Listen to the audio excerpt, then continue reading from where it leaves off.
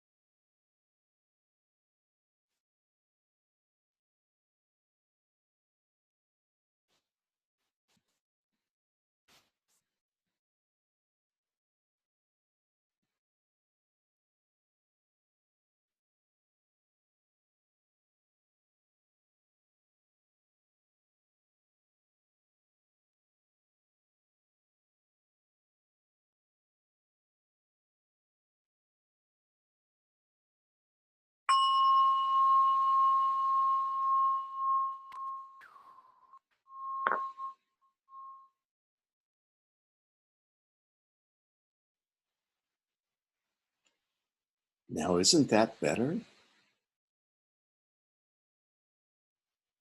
So it's no different than when these negative emotions arise and you try to push them away, or when these paranoid thoughts creep into your mind and you try not to let them in. But the harder you try to keep them out, the stronger they become. All we have to do is be still. That means we get to empty our mind of all thoughts. That includes the paranoid thoughts. And it actually includes the hopeful thoughts. If we want absolute clarity, we have to let our mind be still. And we have to see the emptiness of thinking, the emptiness of all thoughts. And that's not enough. We need to let our heart be at peace. We need to allow our hearts to open and let go of all our liking and disliking, our preferences and our prejudices, even our addictions and our allergies. Only then, with an open heart that is completely still, can we be at peace. And that's not enough.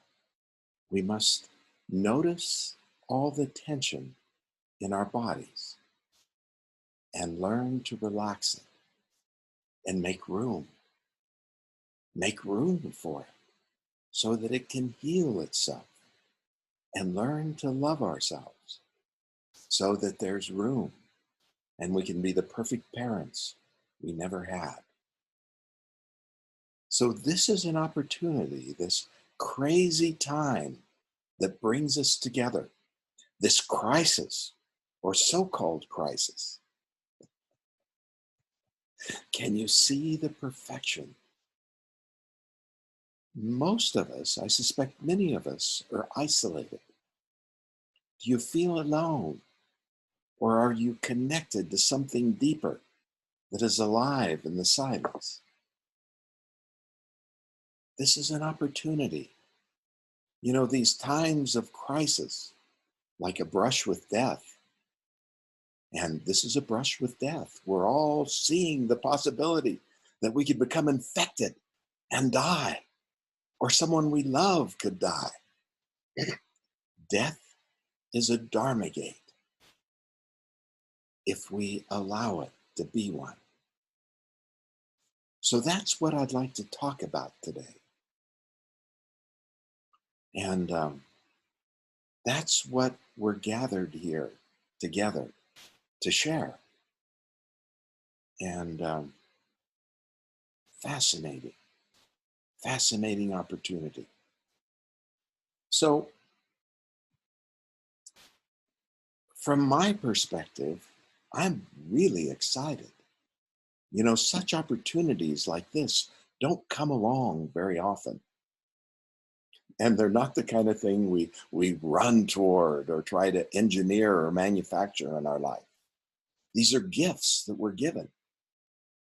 And it's up to us to either take advantage of it or not. And for me, I've spent so much time and energy in my life.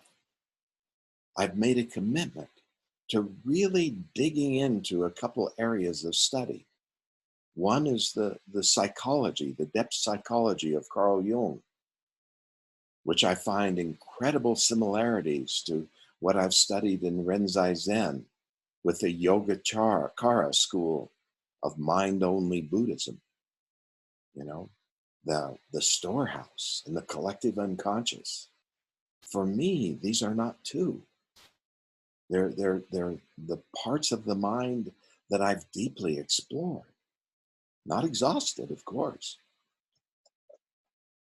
but this is the depth of mind that gets stirred in these times of crisis. And I've also spent a lot of time with Ken Wilber in the loft, and really benefited from his direct transmission of integral theory, of an understanding, a conceptual understanding that is broad enough to include everything that humans are capable of experiencing for the first time.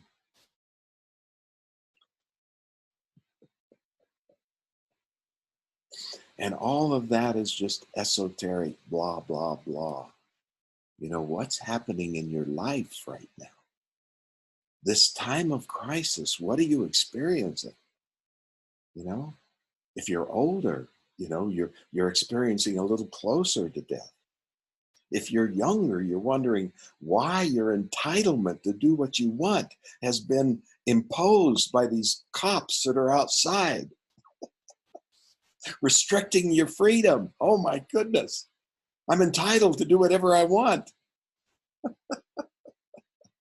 Oh, you mean I could infect other people? You mean I should be considerate of other people? Oh, that's novel. I never thought of that. Or whatever your story is. Whatever your story is. You know, this is an opportunity to really reflect upon the opportunity that you have and what you're doing with it. So I think it's really a good time right now to break into small groups and to really talk to each other. We'll break into groups of 2 and share with each other. Do you see the opportunity that you have right now? And what are you doing to take advantage of it? And what is the most important thing? And to answer this question, which is a koan, of course, I'm going to answer it the way Suzuki Roshi answered it. He said, the most important thing is to figure out and discover what is the most important thing. So if you don't already know what the most important thing is, this is an opportunity to figure out what is the most important thing. And that's what Dharma gates do.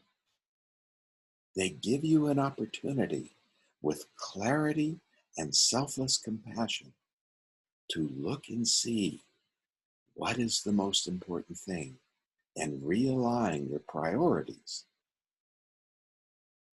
Oh, isn't this great? Now I'm going to see how easy this is to do. I'm going to automatically break people into groups. So you'll have, let's take 10 minutes and really talk to each other and open our hearts and let go of all our beliefs and opinions and drop into the silence and see what's here.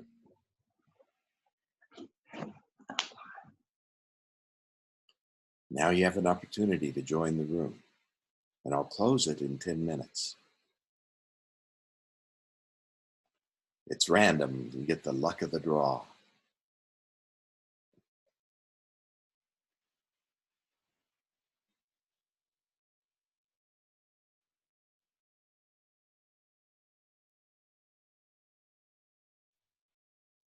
So that was a little better breaking the ice, wasn't it? Getting to talk to each other, not listening to me pontificate about something.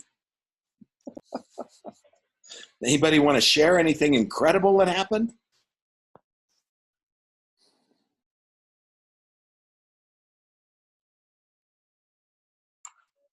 I'll share. I think that the thing that was so incredible is how we're all together in this over so many kilometers, and I feel that sense of connection, and that's heartening for me. Yeah.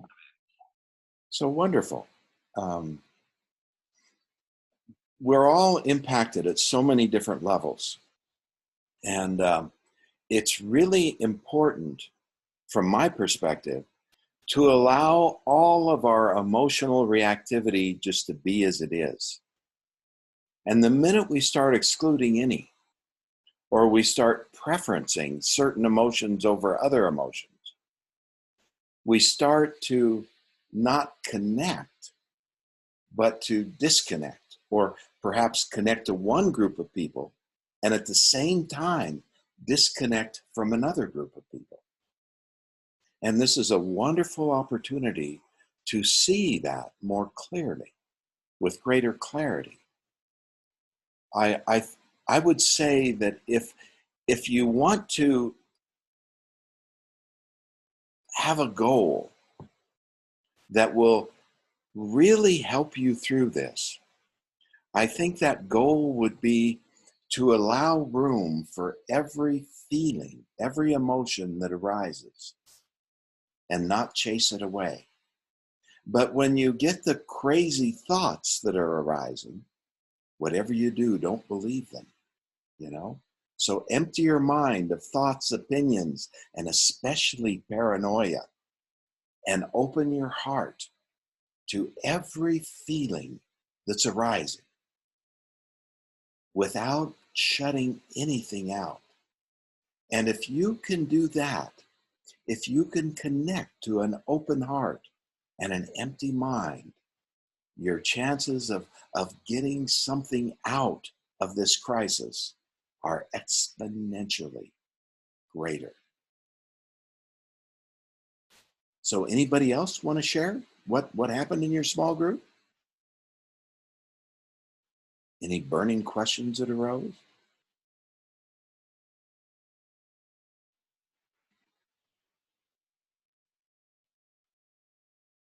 I wasn't expecting at all how everyone had a bright side. I thought like everyone except me, like around had only like dark thoughts, like who surrounds me right now in my life situation about this thing. And I was so happy to see people that have like second side of the coin. It was so giftful. Mhm. Yes. Yes, that we're all in this together. That's a really important thing to keep in mind. And there are people out there that are only in it for themselves. That's important not to lose track of. And there are people that are really in it for themselves, but they're pretending to be in it for everyone else. All of these things are so important not to lose track of. They're so important in times like this. There's an opportunity for clarity and true selfless compassion. You know, I love what Byron Katie says. She says, we don't really talk to each other. We talk to each other's projections, but only about 95% of the time. And when we forget that, when we just look at one side of the two-sided coin, then that's where the trouble starts. And these times of crisis, when the crisis hasn't really erupted yet to where it hasn't really impacted me, then it's really easy to be outgoing. But when it has impacted me personally, it's much more difficult and challenging to be thinking of others. And this crisis is just beginning. And some are saying that this is just the first wave of several crises. These are going to be very interesting times. Very interesting times. Anybody else like to ask a question or share anything? Can you hear me? Yes. Okay. I love coyotes. Thanks. That's my medicine. Mine too. Yeah, that's why I like you. I relate to you a lot. So I'm not quite sure how to frame this. So I was sharing in my small group that there's a part of me that feels very prepared for this. Like my work my entire life and my studying and my self-stalking I've grown myself to be someone who can be in this kind of environment and in a way be a lantern carrier, right, for the heart and love and community, right? And then there's, at night I hear these guys a few houses down and they sound like a bunch of drunk frat guys, right? So I'm like, in my mind, I'm like, fuck, man, they're coming for my toilet paper. They're going to get the knock and they're going to be like, give me your beans and give me your toilet paper. And I'm like, it doesn't matter how expanded my heart is. These frat guys are going to come because that's what they do. Now, I know that's a whole, right? So I'm talking to my friend last night. He's like, listen, if you even worry about that, you're inviting in it and you're attracting it. And I'm like, you know, I can be as open-hearted as I want. And then there is fear, there is contraction that is in the world. And so it's like, just being love and light and community and how can I contribute and care for people doesn't stop that people are going to do what people are going to do. And I'm looking for the where's the sweet spot between being in fear and being grounded in the reality of human beings being at different levels of consciousness and fear-based actions. Okay, so I'm going to take that and let's just examine that, because that is a profound question. Where is the sweet spot? Where is the sweet spot between paranoia and open-heartedness? Between open-heartedness and closed-heartedness? Between paranoia and silence? And I'm going to use this to bring in a little Zen perspective. And here I'm going to talk about states of consciousness. And I'm currently in the middle of a webinar on state shadows that has just been exquisite. I see many people that are on that webinar on this call. We're doing two, one in Europe and one in the US for the different time zones. But what I've discovered is that it's very useful to present three different views of states of consciousness, and not preference any of them. That by presenting these different perspectives, it gives people a more holistic perspective without picking and choosing one. So one is very simple. You know, the Heart Sutra is considered to be the executive summary of Mahayana Buddhism. The Heart Sutra Dharani is considered to be the executive summary of Mahayana Buddhism. And it's all about states. And it's tadyata, gate, paragate, parasamgate, and then bodhisvaha. So that translates, a traditional translation is gone. Gone. And that's gone beyond the gross physical world of our senses, the world of things, and then gone beyond into the subtle world of our thoughts and the deities and the demons and our feelings and our feeling of sacredness and what Carl Jung called numinosity, you know, and then gone beyond all feelings of sacredness, all thoughts, all feelings, into the void, into the vast empty silence. And so Ken Wilber, in his simple definition of states, would say that the gross realm is the realm of things. You know, and in our culture, we think of ideas as things. That happened in modernity. You know, if it's not rational, it doesn't exist. And then in post-modernity, we think of emotions as things. You know, if you're not emotionally sensitive, you're nothing. These emotions are really important things. So that's actually a gross way of looking at them. It's our reality. Then if you go into the realm where there are no things, there is nothing, there is a void. You have two things. You have samsara and you have nirvana. And then you have this whole realm in between the thingness and the no thingness, where there's deities and demons and cultural ideologies and social warriors. This realm between things and no thing is the subtle realm. This is the realm of flowing energies, of collective emotions, what Durkheim, the sociologist, he called this collective effervescence.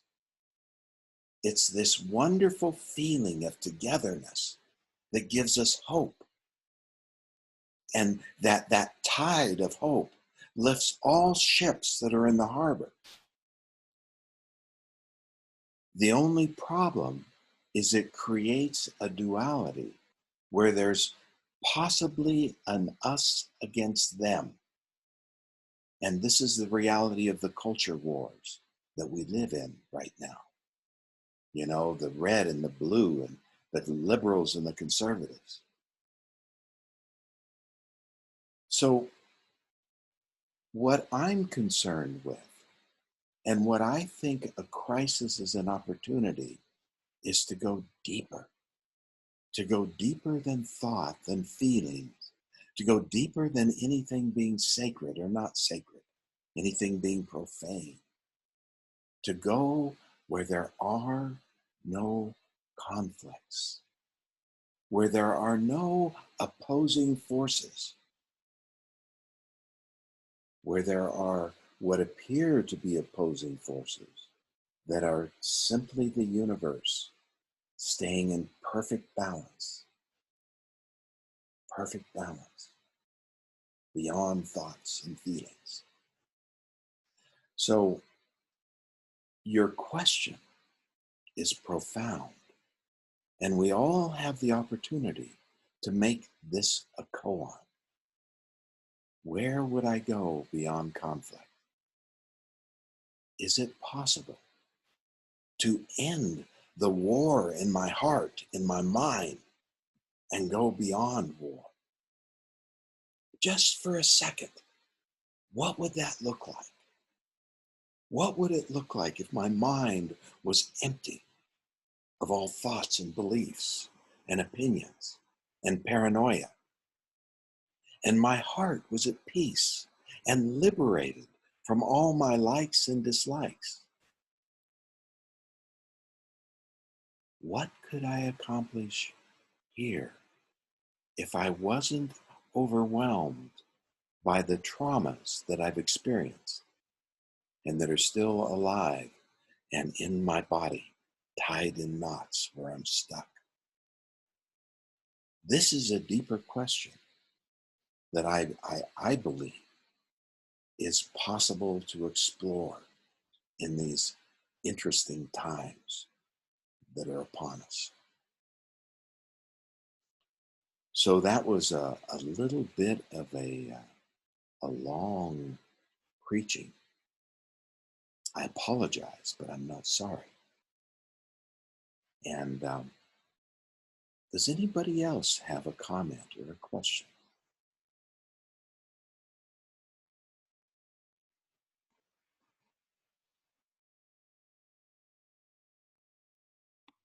Looks like Lida is signaling that Lida, I love Lida's questions. Okay. You always have great questions, Lida. I'm so glad it is now. I was here at 7 o'clock in the morning. It was too early. Okay. What I myself, because the retreat was cancelled, so I'm now in my own retreat, 3 times a day, meditating and so on. So it's and all the obligations are away. No kids to care for. Okay. Just open time. I have the time to care for myself. And that's a gift. That's really a gift. And the other side of the coin, of course, is missing people or kids, or but we have other ways. We found other ways. I read for my granddaughter by Skype. In our street, we have coffee with the neighbors. So we go on 11 o'clock each morning, we go outside with our cup of coffee and we stay on distance, but we talk. So there's a lot going on in the social atmosphere. I'm more a person to be on my own, but this is very heartbreaking, this opening of the social context. So I'm grateful for that. And at the same time, I'm very sad about, for instance, my brother, like many other older people, they are isolated. And we try to find creativity to cycle to him and then wave to the balcony to have some contact. Yeah. So I think it's amazing what's happening between people. All kind of new things. That's what I wanted to say. So, Lida, I really want to appreciate that. You know, you've taken this opportunity to do your own retreat, which involves getting creative. You know, creativity is a sign of awakened mind. Awakened mind is alive and it's extremely creative, especially in times like these. You know, to get creative. And what a wonderful time, if you don't have a meditative practice, to start one. And if you do have a meditative practice, to deepen it. To deepen it. This is an incredible opportunity for that. You know, the most profound gift you can give yourself is deepening your meditative practice and setting your intention for awakening. What the hell is that? And how will you recognize when you're here? If you're here. Yeah. You know, Buddhism is all about ending suffering, liberation from suffering. And that word suffering, I love how Daniel Brown defines the Sanskrit word of dukkha, which is usually translated as suffering. He translates it as reactivity. Reactivity. Isn't that great? So if I'm being reactive, if I feel an emotional contraction or an opinion or a like or a dislike, I know that in this moment, I'm not awake. I'm reacting. And I can't be drunk with reactivity and awake with presence at the same time. Reactivity hijacks presence. It's so simple. So using this time, seeing the opportunity to utilize the stillness as a retreat and get really creative how to connect with people that need to be connected with without putting yourself at risk. What a wonderful answer to the question that we took into the small groups. I just want to bow to that. And not that anybody else is wrong. You know, we are all where we're at. That's where we are. We can't be anyplace else. We're all dealing with what we're dealing with. This is an opportunity for each and every one of us to look deep inside and ask these really difficult questions. Can I ask a question, please? Important. Yes, you can. Sorry, it sounded like you were done. My creativity keeps leading me to the same answer. As far as I can tell, it's hard to know precisely. But I wake up every morning I've awakened for a week every morning with the same answer, and that's to flee. Uh, I have 3 young children, and I don't feel safe with them here where we are now. And I keep having these creative fantasies, I suppose, of getting them to higher ground. But then I question that. I wonder, is that paranoia? I can't tell. Hey, but it feels clear I want until I start questioning it. Yeah, I want to just really appreciate your question. And I'm reading the question between the lines because you embedded it in a story. The question that I heard you wanting to answer is it creativity or paranoia? Right. Is it coming from emptiness or is it coming from paranoia? Isn't that an interesting question? Anybody else asking themselves that question during these interesting times? This is not an easy question to answer. And the answer may be both. So I had one of my students say that the whole teachings of Doshin, if there ever are going to be any, can be summarized in what I'm about to share with you that is directly addressing that question. There is a gut knowing that is absolutely clear and unpolluted. We can call it intuition, we can call it insight, we can call it awakening mind, we can call it a metacognition. We can call it by any names, but it's a not knowing that knows. It's like the Gnosticism, the old gnosis of the not knowing that knows. It's immediate knowing. There is this immediate knowing. And there's this gut-wrenching paranoia that's in all of our guts from our experiences, where we've been traumatized and abused, and we've made up shit. If we weren't abused, we made it up that we were.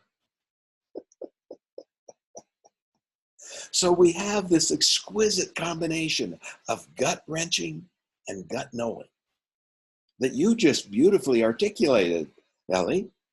Wasn't that beautiful? So what do we do with this?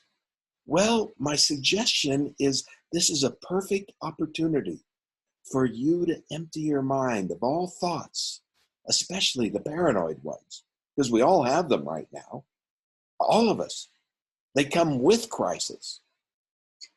So empty your mind of them. Just put them aside and let go of all your preferences, your likes and dislikes, your preferences and your prejudices.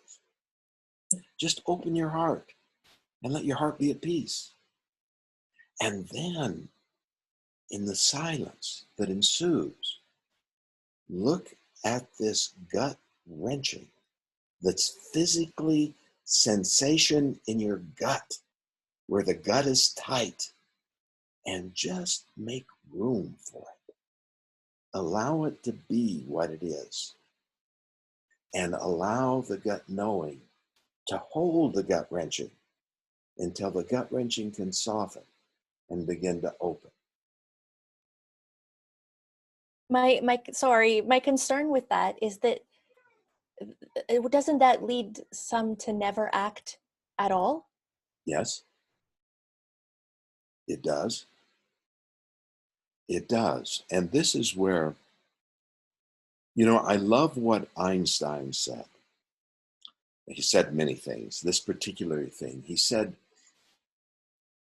religion or science without religion is blind. And religion without science is lame. That's the trap. And that's the same trap. I would go so far, I would frame it a little differently and make it personal. I would say that knowledge without insight is blind.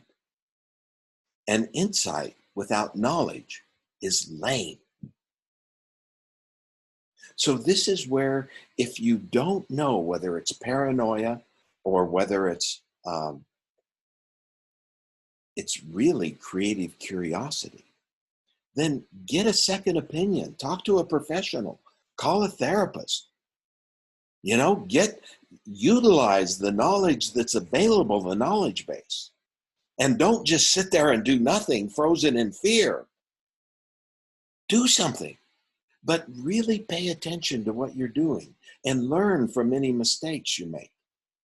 You know, the safetyism that's so predominant in our postmodern culture, according to Jonathan Haidt, victimism and safetyism. I love what the Buddhist teacher Stephen Levine says. Safety is the most unsafe path you can take, unsafe spiritual path you can take. It leaves you frozen in fear, unable to take risks, unable to do anything, just overwhelmed by gut-wrenching trauma. Not a good place to live. So if you need some help, ask for it. It's out there. There are people out there that have nothing to do, that have professional knowledge. Don't be bashful. And just don't believe their paranoia either. Is that helpful to you, Alan?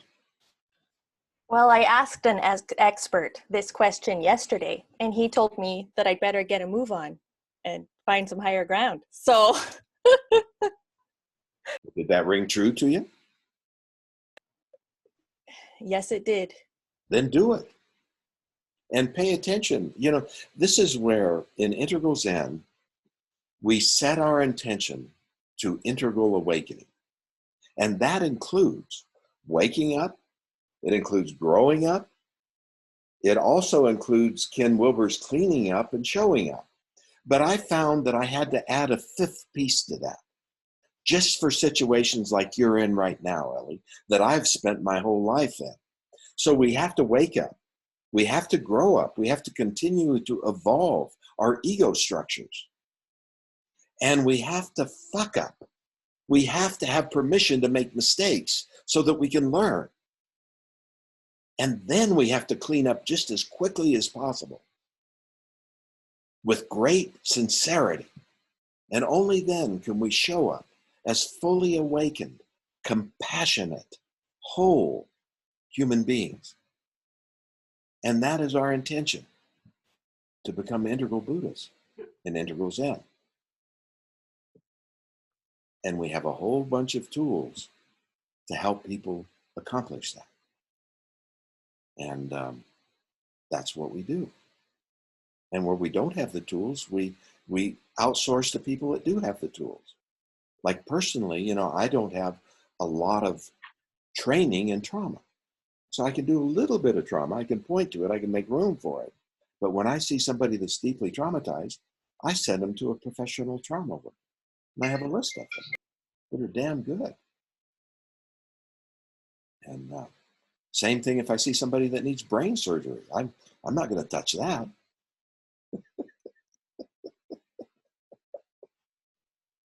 So don't be afraid to make a mistake and pay attention.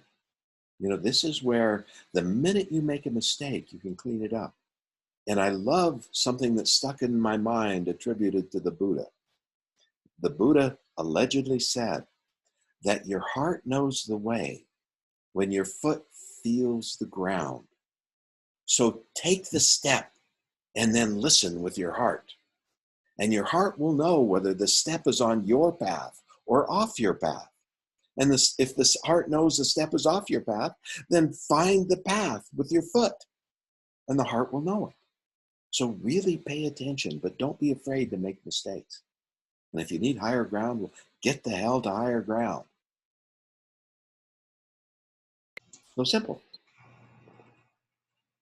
Thank you for bringing that up. Can I add something to that? Oh, would you be able to? That would be lovely. You know, I think fear has an important function as survival. But I have noticing that my body has been overreacting. So trouble sleeping. I feel my brain is like tingling a little bit, and I've moved out of a chronic illness where my amygdala was inflamed. So I feel like it's acting up a little bit again. But it's been an opportunity for me to also realize that I feel it's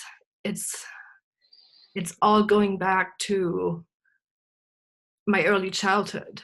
I feel like it's connecting with a fear that I've had for a long time. And so I've been doing these visualizations, connecting with my mom and safety. I just wanted to share that. That's been very helpful.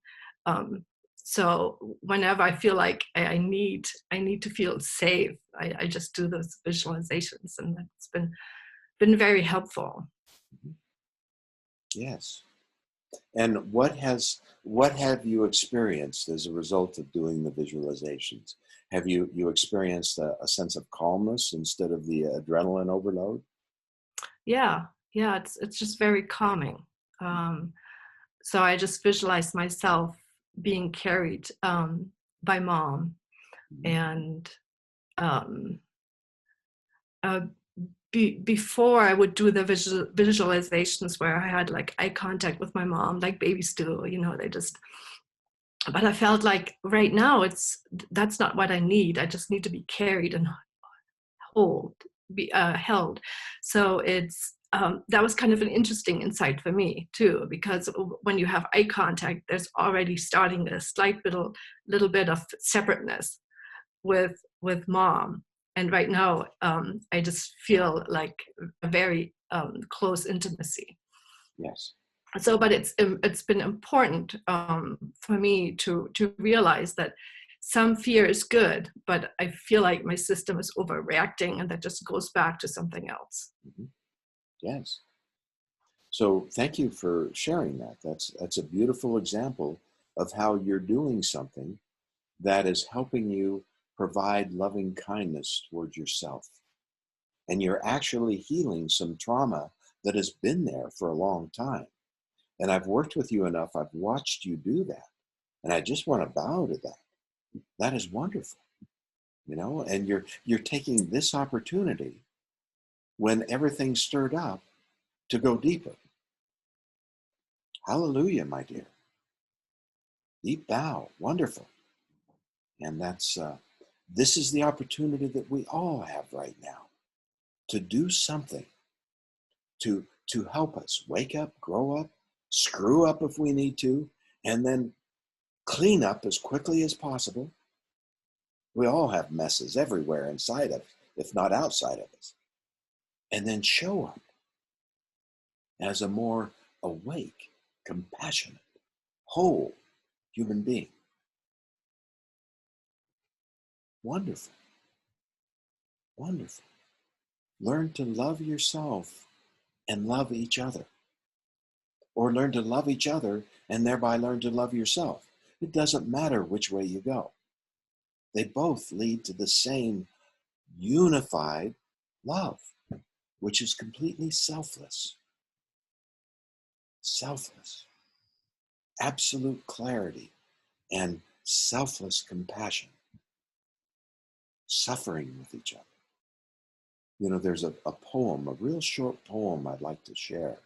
It's written by a charm master who's passed away. He lived in Wales. His name is John Crook. And this is an exquisite poem. He said that nothing matters and everything must go. Yet love is allowing the heart to be touched in the valleys of suffering.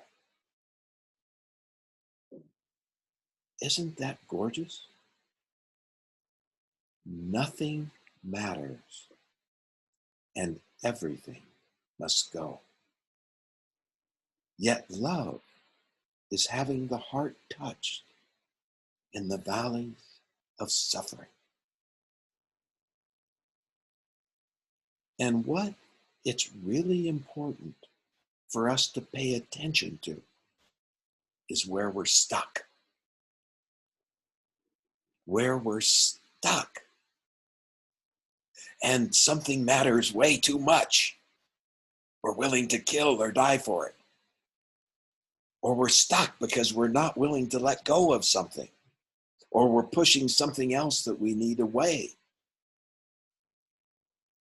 And we're not really open to unconditional love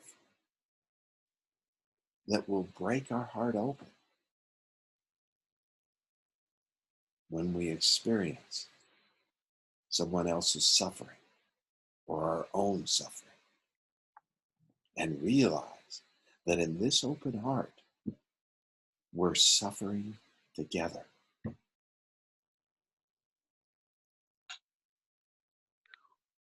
This is the opportunity, the Dharma gate that's open before us. And I plan on having these calls every Sunday. And the calls aren't for everybody.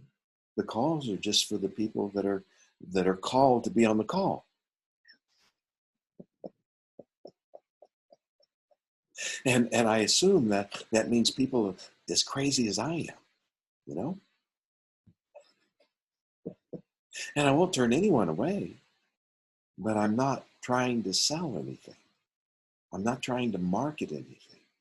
I have no agenda, but to be present, as completely present as I'm capable of, until I learn how to become more present.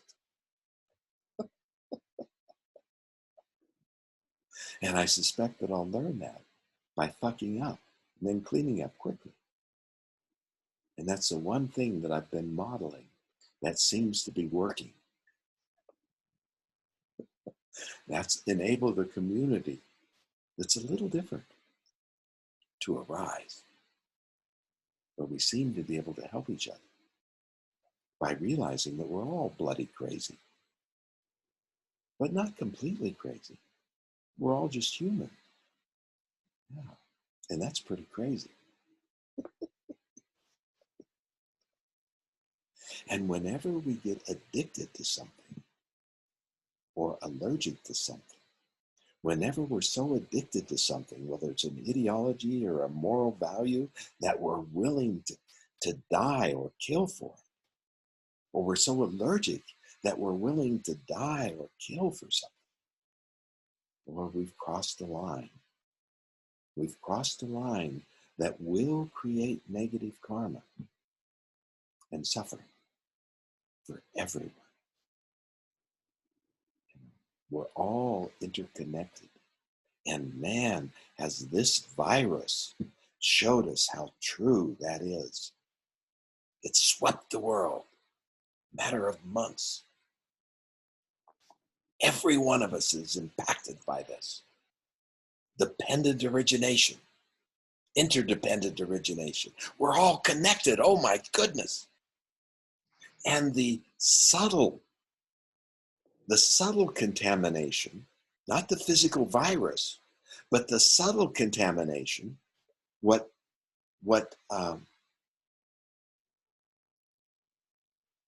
Reich called the emotional plague, has swept the world and infected the world economy. Man, we don't know what's going to happen with the world economy. We're in unknown territory. It could collapse. Maybe it won't. But I mean, this is just another wave. This is a subtle wave that's sweeping the business world. And we haven't even dealt with that yet. We're so obsessed with the physical virus. We haven't dealt with the subtle emotional plague. And Doshin, may yeah. I ask a question? Yes, Mike. What you just said is fascinating. Something that we're holding on to strong enough to kill for or die for. I was just in a conversation a couple days ago with somebody about the Buddhist monks who have, burned themselves alive for whatever reason. And we couldn't figure out if that was good or bad, crazy, a waste, or whether it was altruistic. So can you expand upon that a little bit, as far as whether So I can't. whether it's always crazy to die for something, or So this is one of those things where if I am completely selfless and I'm acting spontaneously from awakened mind, from absolute clarity with selfless compassion, I'll run into a building to save a burning dog without any thought of my own safety. Now that is a moment of spontaneous clarity and action. These are characteristics of awakened mind. These monks, I don't know where they were. I suspect that they were in an absolute state where there was no pain. There was no right, no wrong. And they were acting out of compassion and absolute clarity, that doing that would have an impact that was positive. Speculating about it, I can't speculate about it. I wasn't one of those monks. I'm not likely to burn myself alive tomorrow. What their intentions were, I can only imagine, but I can't know. And just thinking about it is not helpful. I mean, it's fun, but it's more important to me, rather than talking about whether, what was their intention. That's one of the unanswerables. We don't know what their intention is. It's more useful to talk about how can we utilize this crisis to create an intention for ourselves that will benefit all beings. This is a much more useful question. It's a very practical question that can benefit every single one of us. And this is an opportunity that has arisen in our midst to ask such a question. And every Sunday, we're going to be playing with this question in different ways. Join us if it serves you. What else we got to do, huh? How's that, Michael? Okay. Yeah. Yoshin? Yes. Good to see you, Bruce. Thank you. From an integral standpoint, this current crisis has jumped from tribe to tribe. Is there an opportunity here to facilitate evolution beyond tribalism from an integral view, as individuals, as a sangha, and even greater?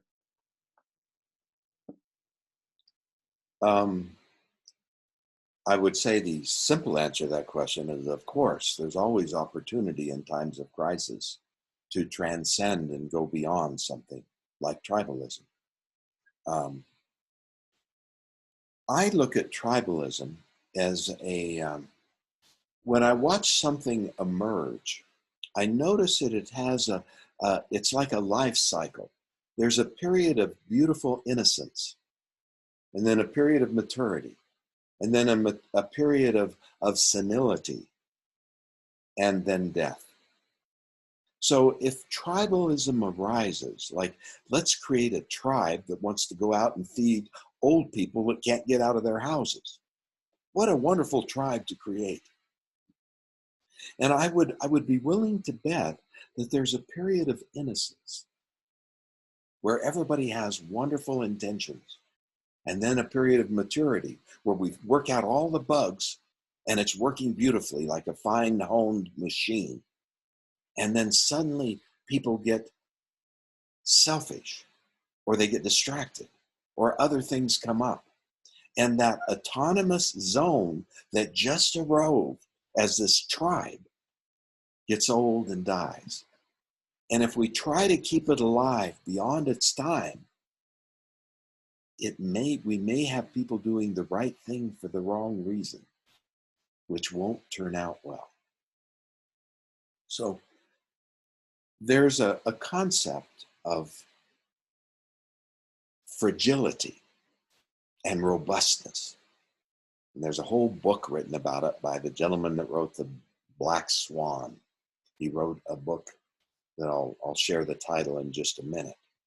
But if we look at these crises, a crisis like this shows us where the fragilities are.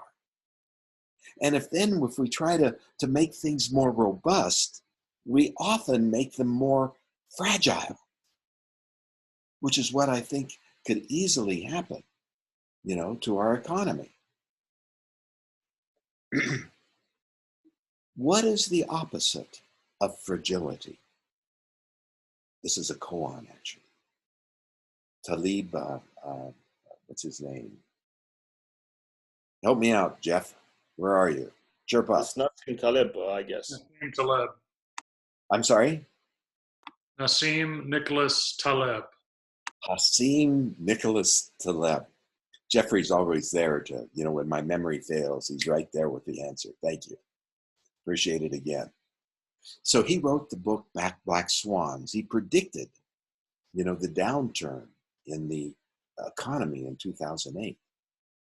And then he wrote a book called Anti-Fragile, because he's proposing that the opposite of fragility is not robustness, it's anti-fragility.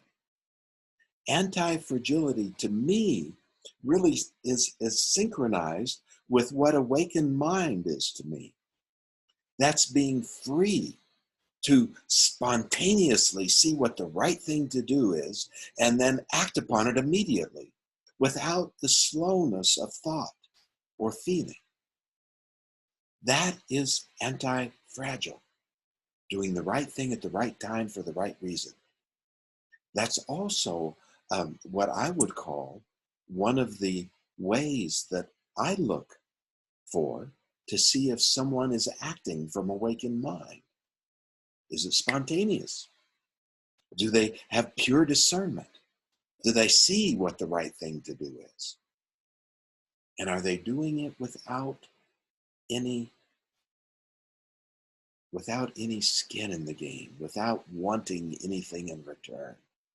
Are they doing it for the right reasons, which is selfless generosity? Like jumping on a hand grenade to save all your company in a war zone, or running into a burning building to save a child. Yes. So when we work with tribes, we want to be very careful that we're not creating something that is at war with somebody else. One of the things we want to look for is, if there's an us, is there a them? If there's a liberal morality, is it at war with a conservative morality? If there's a communist ideology, is it at war with a capitalist ideology? And we need to really liberate ourselves from war. We need to go where there is no war. We need to transcend, to go beyond conflict. And then things will turn out in a much more positive way, because we're all interconnected. So that's what I would say about tribes, Bruce.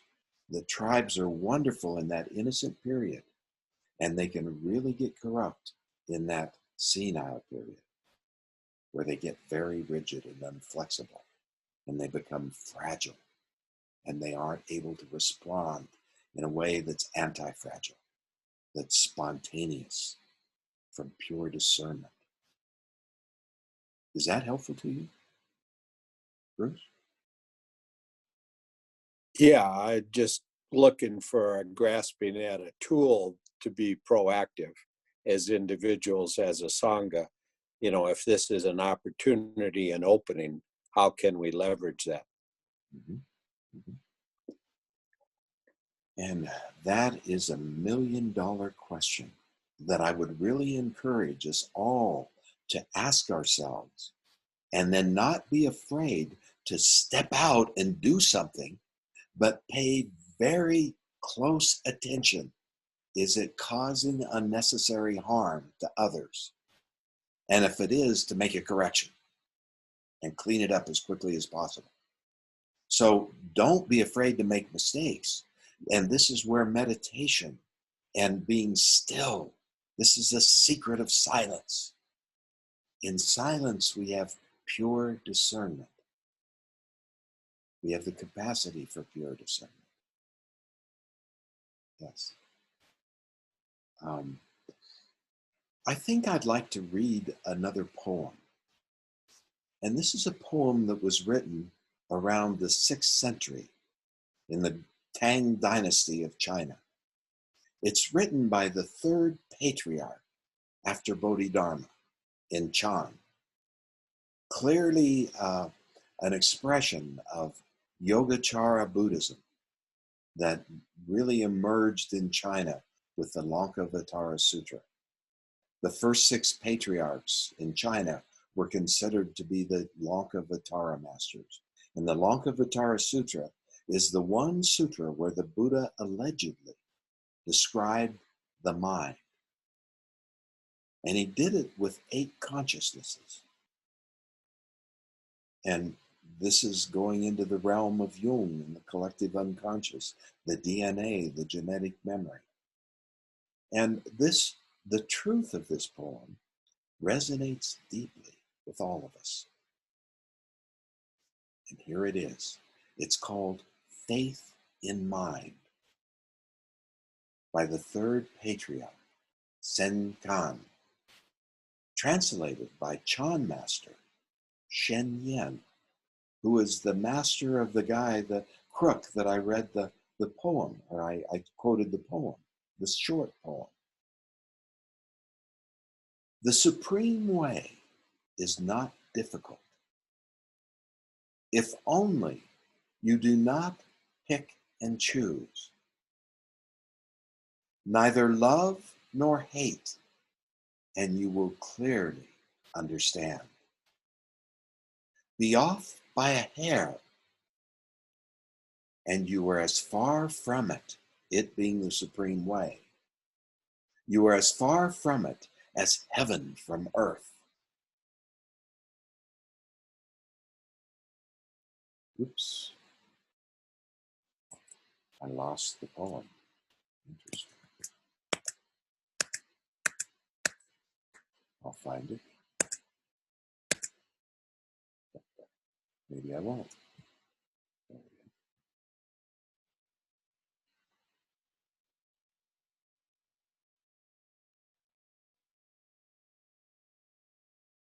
Be off by a hair, and you are as far from it as heaven from earth. If you want the way to appear, be neither for nor against. For and against, opposing each other. This is the mind's disease. Without recognizing the mysterious principle, it is useless to practice quietude. This poem I've been using in many different forums, because it is such a clear example of Yogacara Buddhism, of mind-only Buddhism. And it resonates with the deepest levels of mind. And this is one of the things that I really appreciate Jordan Peterson. He's bringing Jung into the conversation in a way that resonates with deeper levels of mind, with archetypal structures that are in the human psyche. They're in the storehouse. They're in the genetic memory, just like instincts. The supreme way is not difficult. It's not difficult if only you don't pick and choose. If you do pick and choose, then it's impossible to attain this supreme way. You have to go beyond picking and choosing. And I want to share a little story to elucidate that. I've been working with quite a few rabbis that have come to me, and they want to wake up. And they look at me as someone who can help them wake up. And I had one particular rabbi who I just dearly loved. And he kept coming to me and coming to me. And I would use Zen stories as pointing out instructions to point to this mind that doesn't pick and choose.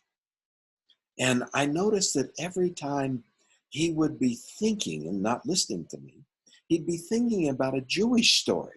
You know, we've got Jewish stories, he would say, just like your Zen stories. So here's a Jewish story, just like your Zen story. And it got in the way. It was getting in the way. He wasn't listening to me. He wasn't looking to where I was pointing. He was completely busy looking for stories that he could share with me. And finally, one day I said, do you want to be free or do you want to be Jewish? And holy shit, things got really quiet.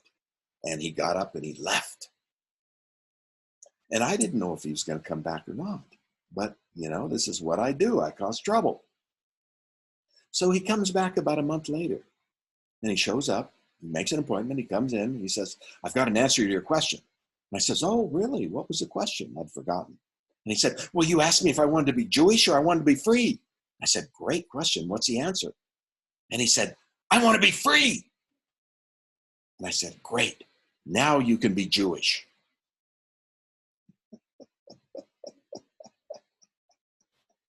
There's nothing wrong with being Jewish unless it gets in the way of you being free.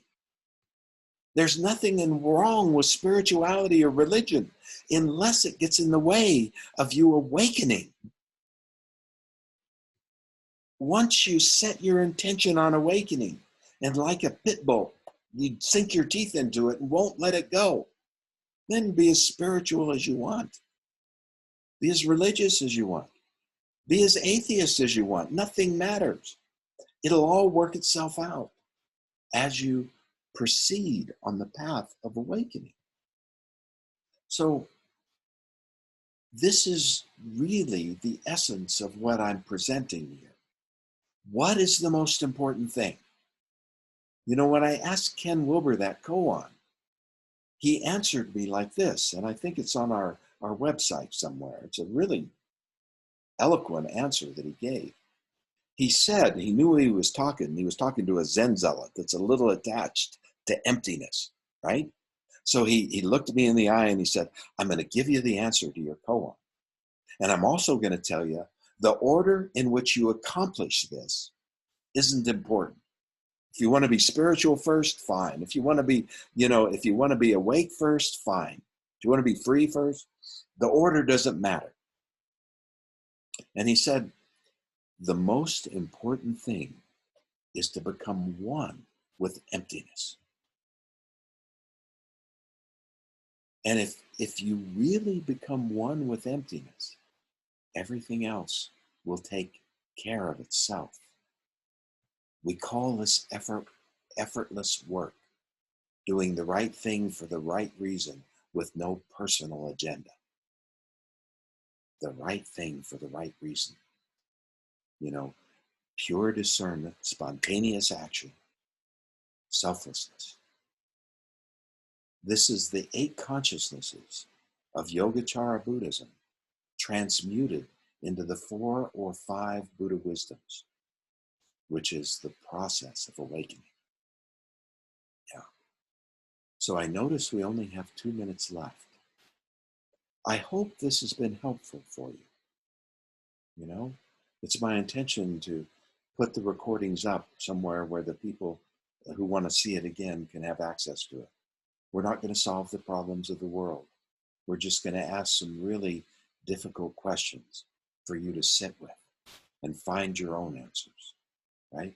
Take responsibility for your own awakening. Nobody can wake you up. Nobody can rescue you from your own delusions and your own selfishness. Take responsibility.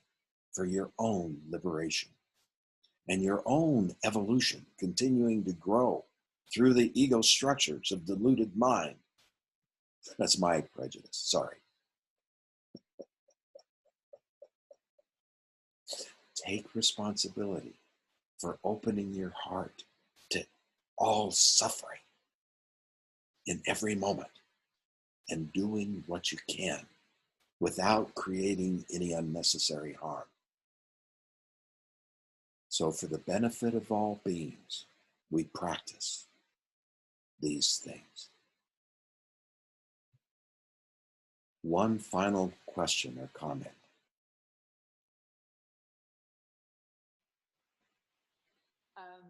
It really resonate because I noticed that I started blaming the Chinese, for example.